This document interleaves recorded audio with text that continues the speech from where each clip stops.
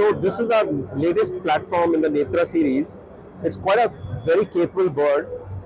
As you would know, we've just done a little bit of restyling in terms of design. B, this is the only platform in the world right now which can carry two simultaneous payloads. What we've realized with that is that there are a lot of missions which our customers fly on which one payload or one sensor is not good enough. So we should have a capability of having two sensors. This platform does that.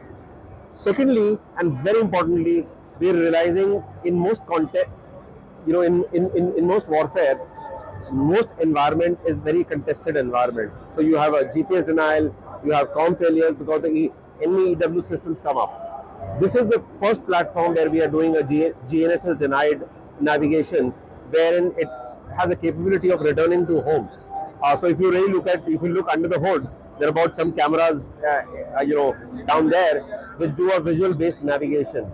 Now, as a philosophy, this feature we will probably go and extricate. I mean, we're going to probably go and implement rather in every other platform which we make, because we feel this is a very, very useful feature.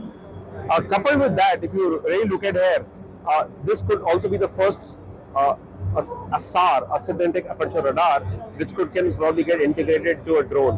We've seen SARs coming up in very, very large, big systems, but we've never seen a SAR getting into a system of this capability.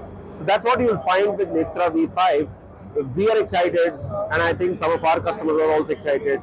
We would want to really demonstrate this to whoever it may be, and drive its adoption.